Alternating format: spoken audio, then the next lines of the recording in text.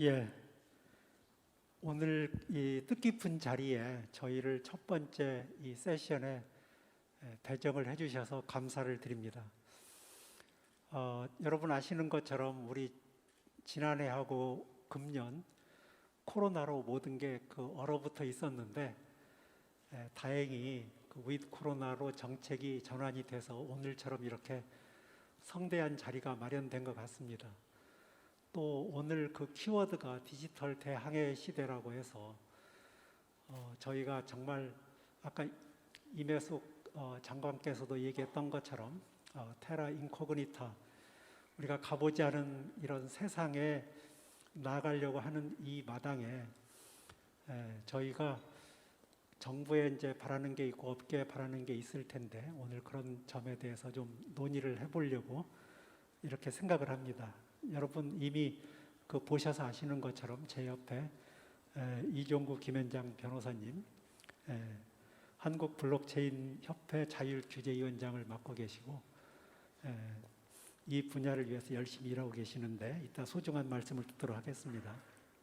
그리고 저 끝에 이해붕 업비트 투자보호센터 센터장님이 나와 계십니다.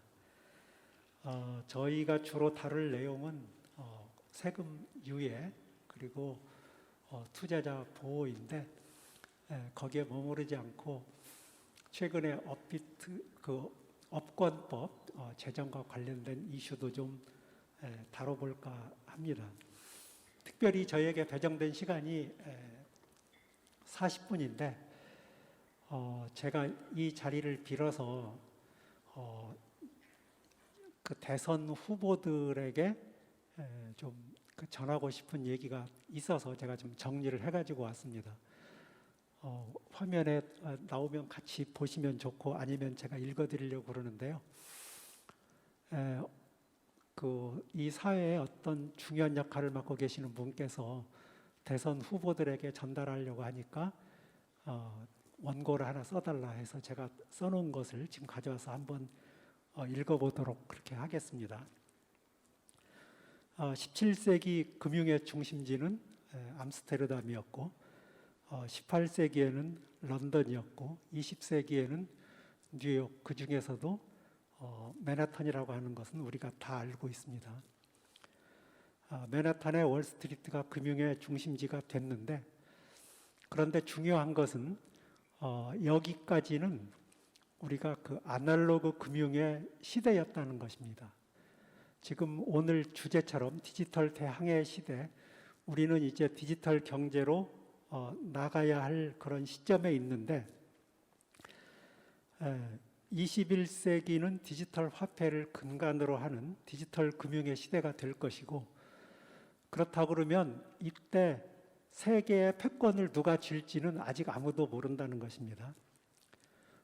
미국은 달러 패권을 기반으로 해가지고 20세기 금융의 중심에 우뚝 섰습니다.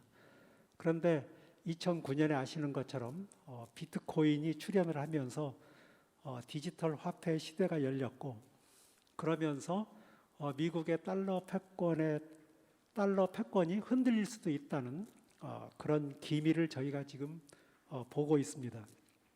중국이 디지털 위안이라고 하는 CBDC를 발행을 해서 지금 테스트를 하고 있고 2022년 동계올림픽을 계기로 해가지고 이것을 널리 확산을 하려고 하고 있습니다. 이것이 잘 된다 그러면 중국의 1대1로와 결합을 해가지고 달러 패권에도 영향을 주지 않을까 이렇게 생각을 하고 있습니다. 여러분 아시는 것처럼 올해 코인베이스가 미국 나스닥에 상장을 했고 그리고 비트코인 채굴을 포함한 여러 회사들 10개가 역시 나스닥에 상장이 되어 있습니다. 그 다음에 여러분 우리가 주목하고 있는지 모르지만 스마트 컨트랙에 기반을 둔 다오라고 하는 분산 자율 기구가 미래형 주식회사로 이렇게 등장을 하고 있습니다. 미국의 와이오밍주에서는 이 분산 자율 조직을 유한 책임회사로 인정을 했고 그것에 따라서 올 7월에 The American Crypto Fed라고 하는 것이 다오로 출범을 해서 지금 미국을 대표하는 그런 스테이블 코인 회사로 성장을 하려고 하고 있습니다. 그 다음에 여러분 어저께 조선일보에 난 기사를 보면 미국에서 컨스티튜션 다오라고 하는 게 만들어져서 거기에 사람들의 투자를 받았더니 사람들이 굉장히 많은 투자금을 보내줘 가지고 미국 그 헌법 그 보존판을 살려고 했는데 경매에서 더 높은 금액을 쓴 사람이 있어서 실패했다는 그런 보도가 있습니다. 그리고 아주 재미있는 그 소식인데요. 그 시티코인스라고 하는 그런 다오가 만들어져 가지고 그 다오에서는 그 세계의 주요한 도시를 대표하는 코인을 만들어서 팔기로 그렇게 했습니다. 그래서 첫 번째로 마이애미 코인이라는 것을 만들어 가지고 걔를 팔고 있는데 스마트 컨트랙에 의해서 30%는 자동으로 마이애미 시에 기부가 되고 70%는 채굴자가 가져가도록 되어 있습니다. 그런데 이게 8월 4일 날 처음에 시장에 나왔는데 석 달도 지나지 않아서 마이애미 시에 기부한 금액이 2,100만 달러고요. 그래서 어떤 보도에 의하면 그게 마이애미에서 걷는 세수의 20%라고 그러는데 제가 보기에 마이애미 세수가 그보다는 훨씬 더 많을 것 같습니다. 어찌됐든지 2,100만 달러가 거두어졌고 마이애미 시장이 그것을 받겠다고 그렇게 했습니다. 그래서 마이애미 시장이 그 중에 2천만 달러는 꺼내가지고 이제 그 원하는 목적에 쓰고 남은 100만 달러 그리고 이제 앞으로 계속 들어올 그 코인은 디파이 업체에다가 가서 예치를 해가지고 거기서 나오는 비트코인을 마이애미 시민들에게 나눠주겠다 이런 혁신적인 발표를 했습니다. 그리고 나서 이제 그 다음에 뉴욕 코인이라는 게 이제 나오기로 돼 있습니다. 그래서 저는 그 시티코인스라고 하는 그 사이트에 들어가서 그러면 다음에 어떤 코인이 발행되면 좋겠느냐 해가지고 제가 거기다가 서울이라고 해서 제가 투표를 했습니다. 여러분도 거기 들어가셔가지고 거기 자기가 소속돼 있는 도시 이름에다 투표를 하시면 그러면 그 원하는 사람이 많으면 뉴욕 다음에 서울 코인이 나올 수도 있습니다. 그러면 서울 시민들은 그 코인의 수익의 30%를 받을 수가 있거든요. 정말 우리가 상상하지 못했던 새로운 이런 그 일들이 벌어지고 있어서 미래가 기대가 됩니다. 우리가 암호화폐를 맡기고 이자를 받는 것을 이자농사라고 부르는데 마이애미 시가 이제 지금 그런 일을 하겠다고 했고요. 그 다음에 플래시론이라고 해서 담보도 없이 신용도 없이 초단기 대출을 받는 이런 서비스가 만들어져서 아날로그 금융에서는 전혀 상상하지도 못했던 일들이 지금 벌어지고 있다는 것을 우리가 기억을 하면 좋겠습니다. 그래서 얼마 전에 이건 정파와 상관없이 제가 이제 드리는 말씀입니다. 얼마 전에 이재명 대통령 후보가 국민에게 이제 암호화폐를 나눠주겠다, 개발 이익금을 환수해서 암호화폐를 나눠주겠다 이런 얘기를 했는데 그래서 거기에 대해서 이제 약간의 이제 비난이 있었습니다. 그런데 저는 여야 대통령 후보들께서 마이애미 시티코인이라든지 컨스티튜션 다오라든지 이런 것들이 지금 대세라고 하는 것을 좀 기억을 하셔서 부디 대통령이 되시면 이런 새로운 세상을 선도해 주실 수 있는 그런 역량을 갖춰주셨으면 좋겠습니다. 페이스북이 그 리브라를 발행하겠다고 했다가 이제 접었습니다. 미국의 증권거래위원회에서 이제 강력한 태클이 들어가서 그걸 접었는데 그랬더니 그러면 DM을 개발하겠다고 그랬습니다. 그런데 DM도 접었고 페이스북에서 노비라고 하는 그런 지갑을 발행을 하고 그리고 스테이블 코인으로는 팍소스 코인을 쓰기로 이렇게 했습니다. 그 과정을 우리가 잘 보면 미국이 그 달러 패권이나 이런 걸 방어하기 위해서 굉장히 민감하게 반응하고 있다는 것을 알 수 있습니다. 여러분 2017년 그 열풍을 기억하실지 모르겠습니다. 그 당시에 업비트하고 빗썸이 전 세계 거래소에서 1등과 그 2등을 했었고요. 한국은 최첨단 정보통신 및 금융 인프라를 가지고 있고 국민은 정말 뛰어납니다. 세계에서 문맹률이 가장 낮고 탁월한 안목을 가지고 계시고 그 다음에 한국의 인력 수준이 대단히 높아서 해외에서도 한국의 크립토 역량을 아주 높게 평가를 하고 있습니다. 2017년, 2018년에 이런 그 파르나스 호텔이라든지 이런 곳에서 미드업을 한다고 하면 그 당시에는 그 외국에 있는 기업, 국내에 있는 기업들이 이 연단에 올라와서 15분 연설하고 15분 연설하는데 3천만 원을 기꺼이 냈었습니다. 그런 상황이었었는데 그래서 정말 그 열기를 이어간다고 그러면 한국이 세계 암호화폐 성지가 되겠구나 이런 생각을 했었고 또 그래서 저는 문재인 정부 출발하면서 이게 하늘이 문재인 정부에 준 선물이다 이렇게 이야기를 했었는데 안타깝게도 그게 무산이 돼버렸습니다. 2030 세대가 이제 열광하고 여기 그 강력한 참여를 하고 있고 또 그 많은 한국의 그 크립토 업체들이 세계를 그 선도하고 있습니다. 정말 자랑스러운 업체들이 많은데요. 예를 들면 뭐 플레이뎁 같은 곳이 그 코인베이스에 그 상장이 돼 있고 코인베이스가 아니라 그 코인베이스라고 하는 거래소에 이제 상장이 돼 있습니다. 그런데도 불구하고 정부는 블록체인이라는 단어만 들어가면 벤처기업으로 지정할 수도 없게 했고 그래서 우리가 은행에서 대출도 받을 수가 없고 정말 악조건 속에서도 열심히 활동을 해서 글로벌 그 리더로 성장하려고 하는 업체들이 많이 있습니다. 우리 이런 정부의 이 규제를 우리가 협파하지 않으면 한국이 디지털 월스트리트의 중심에 설 수가 없습니다. 그래서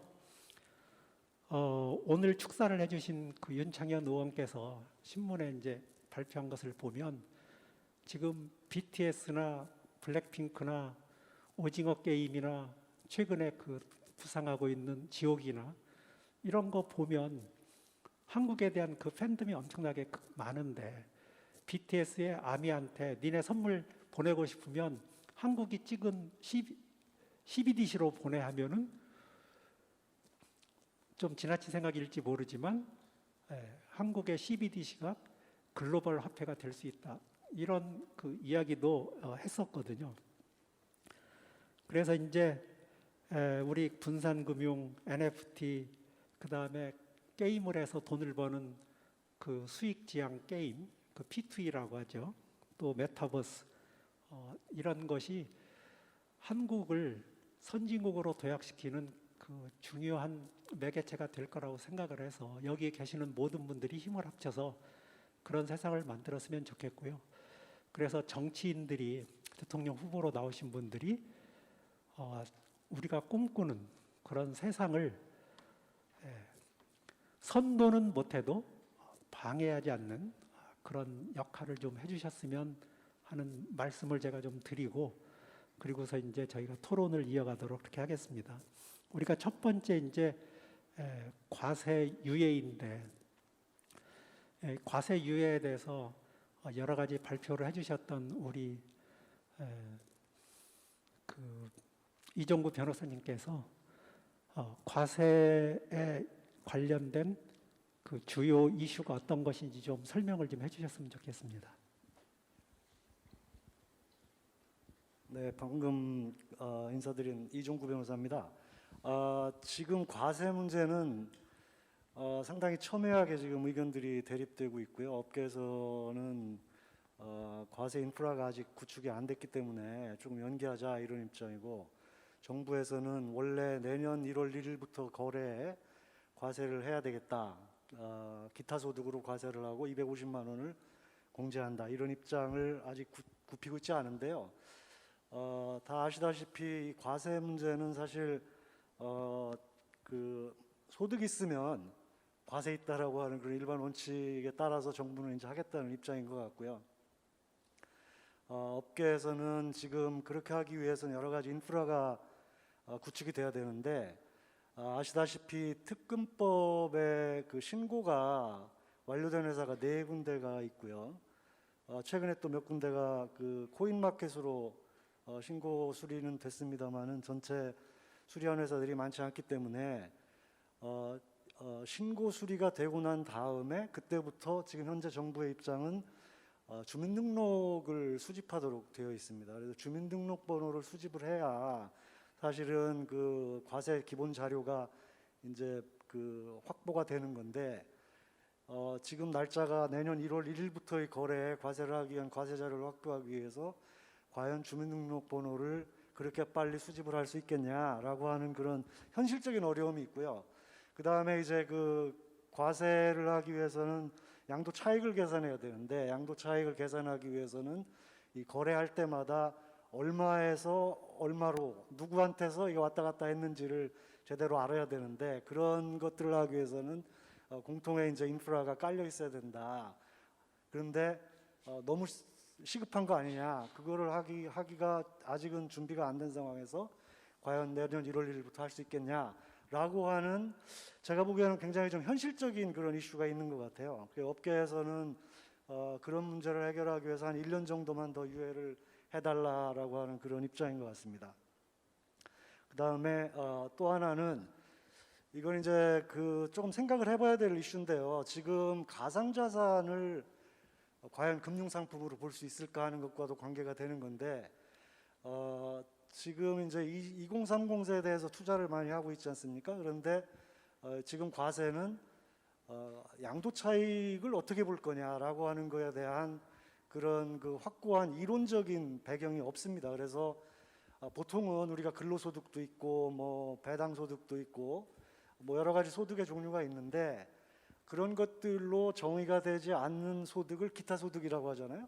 그래서 그 기타소득에 해당이 된다고 지금 정부에서는 이제 법을 그렇게 만들었기 때문에 기타소득으로 하고, 그리고 거기에서 250만 원을 공제한다. 이제 이렇게 했는데, 그것이 내후년부터 이제 과세가 되는 주식양도 차익에 대한 것과 형평성이 있느냐라고 하는 그런 문제가 있다라는 지적이 있습니다. 그건 뭐냐면은 주식양도 차익의 경우에는 5천만 원까지는 양도 그 차익을 공제를 해주는데, 지금 250만 원만 양도 차익을 공제를 해주면 그러면 너무 차이가 많지 않느냐? 사실은 주식이나 또 이 가상자산이나 거의 뭐 성격이 비슷한 건데, 그거에 대한 그 기본 공제를 너무 작게 해줘서 상당히 어렵다. 특히 젊은 세대한테 너무 가혹한 거 아니냐 하는 이런, 크게 봐서는 그 두 가지 이슈가 지금 현재 이슈가 되고 있고요.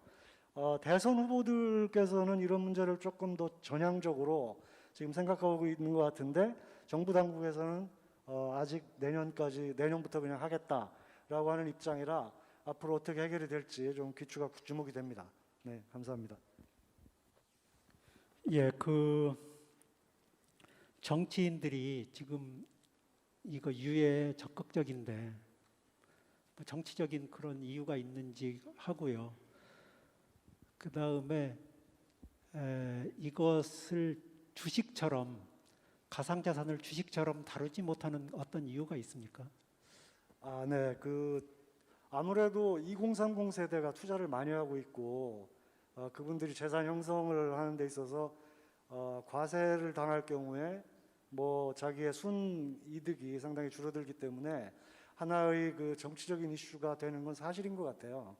그래서 그거를 포함해서 아까 김 교수님 말씀하신 대로 이 가상자산 시장을 단순히 투기 시장으로 볼 거냐, 아니면 앞으로 뭐 메타버스라든지 이런 그 디지털 월드의 확장을 위한 가장 기본적인 수단으로 볼 거냐 하는 그런 어떻게 보면 약간은 그 기본적인 인식 이런 것들하고도 관계가 있기 때문에 상당히 중요하게 생각을 하고요.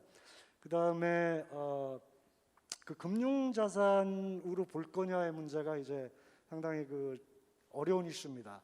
지금 현재 정부에서는 그 가상자산 자체를 금융자산으로 인정을 하고 있지 않고, 현행 법도 특금법이라고 하는 것이 그 자금 세탁 방지를 위한 법이지 무슨 자본시장법이라든지 은행법이라든지 이런 금융업으로 보는 그런 법은 아니기 때문에 금융자산으로 볼 수가 없다라고 하는 입장인 거고요. 그런 입장이라면은 당연히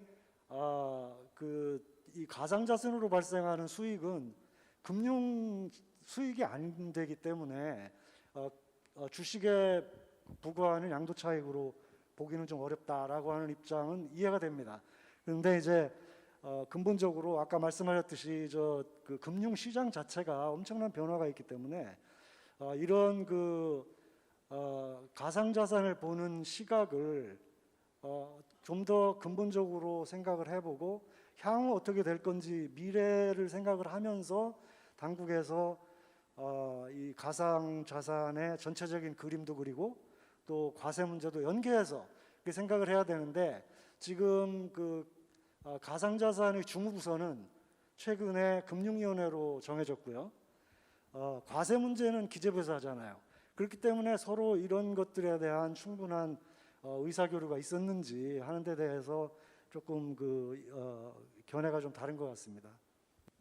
예, 감사합니다. 그 회계를 담당하는 그 한양여자대학교의 그 오문성 교수님 그 말씀에 의하면 지금처럼 이렇게 기타 소득으로 하게 되면 양도 차익에 대해서는 세금을 매기지만, 그런데 양도 차손에 대해서는 정부에서 아무 배려를 해줄 수가 없다. 증권 같은 경우도 지금 당장에 그게 되고 있는 건 아니지만 2023년부터인가는 그걸 양도 차손도 인정을 해서 만약에 주식 투자를 해가지고 자기가 손해를 봤으면 5년간 그 이후 5년간 소득이 생겼을 때, 이익이 생겼을 때 거기서 그걸 빼주는 양도 그 차손에 대한 그 차감이 가능하다고 그럽니다. 그래서 이런 것도 아마 그 법적으로 좀 해결이 돼야 될 것 같고요. 아까 변호사님께서 말씀하실 때 그 주민등록번호 말씀을 하셨는데, 이건 아마 트래블룰이나 아니면 KYC 이런 거하고도 밀접한 관련이 있을 것 같습니다. 그래서 혹시 이제 지금 업비트에서 나오셨으니까 이런 것을 준비하는데 어느 정도 시간이 걸리고 또 준비는 잘 되고 있는지 좀 궁금해서 여쭤보겠습니다. 네, 이렇게 불러주셔서 감사합니다. 저는 지금 주신 말씀에 답하기 전에 이제 좀 새롭게 생각할 때가 아닌가 그런 생각을 합니다. 이제 여기 오신 분들이 또 오늘의 대한민국을 이렇게 만들어 주신데 굉장히 기여를 하신 분들이 많은데, 이제 디지털 대전환 시대에 들어오면서 또 다른 대한민국을 우리 젊은 2030뿐만 아니라 모든 구성체들이 새로운 공동체를 만든다는 생각으로 세금이면 세금, 디지털 자산이면 디지털 자산, 가상 자산, 암호 자산, 도대체 이 세계가 어떻게 바뀌어가고 있는지 서로 이렇게 타협점과 어떤 새로운 규칙과 제도를 만들어가는 데 있어서 새로운 각오로 다들 이렇게 좋은 의견들을 자기 혼자만 갖고 있지 않고 꺼내놓고 서로 공유하면서 뒤처지지 않게 한 발 더 앞서 나가는 이런 자세가 필요하지 않을까, 이런 말씀을 먼저 드리고요. 저희는 운이 좋아서 그런지 첫 번째로 사업자 신고를 수리해 줬습니다. 지금 이제 6개 돼 있고 전체 40개 신청했는데 그 중에 이제 거래소하고 또 커스터디 업체 등등 이렇게 이제 좀 나눠지게 되겠는데요. 저희는 KYC라든지 이 기본적으로 트래블 룰 준수에 필요한 그런 작업들은 다 마쳤습니다. 그 과정에서 이제 투자자들, 이용자들 분들께 좀 불편이 있었던 것은 사실이고요. 왜냐하면 정해진 기간 내에 KYC, 주민등록번호 확보 이런 작업을 하다 보니까 트래픽이 있고 운전면허증, 주민등록증 요 발행 사실 확인을 하려면 경찰청, 행안부 갔다 와야 되니까요. 그런 트래픽 때문에 조금 문제점이 좀 있었죠. 지금은 다 되겠습니다만은 이 사업자들은 준비를 잘 해줄 수 있을 것 같아요. 기재부하고 잘 협조 컨설팅을 하게 되면. 그러나 제일 큰 문제는 텍스페이어들 아니겠습니까? 납세자. 납세자들이 몰라요. 잘 몰라요. 여러분들 경정 청구라고 들어보셨나요? 교수님 들어보셨죠? 경정 청구. 이 세금을 냈어요. 근데 내가 안 내도 될 거를 잘못 냈어요. 그런데 몰라요. 그런데 경정 청구를 할 수 있는 사례들이 한 250여 사유가 있다고 합니다. 그런데 일반 사업 하시는 분들, 기업 하시는 분들은 몰라요. 환급을 받을 수 있는 기회가 있는데도. 그거는 납세자들이 정확히 모르고 있어서 그렇습니다. 저는 그렇게 생각을 하거든요. 그래서 제가 왜 이런 말씀을 드리냐면 이 가상자산이든 아니면 금융투자 상품으로 보든 금융거래로 보든 이 디지털 자산으로 보든 이 새로운 유형의 상품을 가지고 거래를 해서 뭔가 이득이 있다. 그럼 어떻게 세금을 내야지? 이런 여기 계신 분들은 다 아실 겁니다. 저는 그렇게 생각을 합니다만 여기 계시지 못한 분들은 모를 수도 있어요. 그분들을 위해서 이 납세자들을 위해서 당국이 좀 가이던스를 주면 어떨까 싶어요. 이 세금 계산은 이렇게 해야 되고요. 플러스 마이너스 하고요. 계산은 이렇게 합니다. 언제까지 합니다. 지금 당장 올해 12월 31일 기준으로 해서 취득 원가 계산을 해야 되잖아요. 그럼 그거를 어떻게 기록을 남겨둬야 될지, 또 내년에 1월 1일부터 연중 계산 거래돼서 플러스 마이너스 돈 번 거, 또 차손 손실 본 거, 이걸 어떻게, 또 증거는 어떻게 확보를 해야 되는지 아무도 모릅니다. 아무도. 이런 거에 대해서 안내를 해줘야 되죠. 저는 그 말씀을 드리는 겁니다. 그래서 그 사례가 있어요. 미국도 IRS가 국세청이 그 Q&A를 2014년에 이미 쭉 제시를 해줬어요. 이렇게 계산을 하라고. 그랬더니 미국 국회의회가 보니까 부족한 거예요.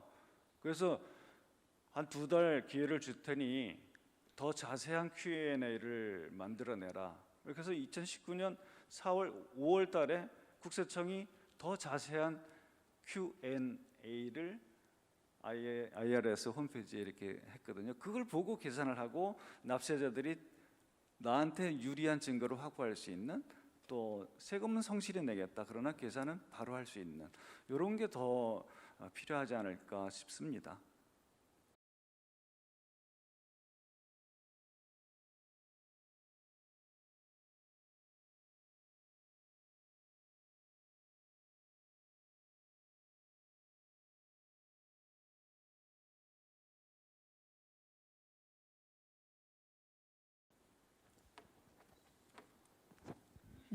그 업비트가 이제 가상자산 사업자 1호로 이제 신고 수리가 됐고,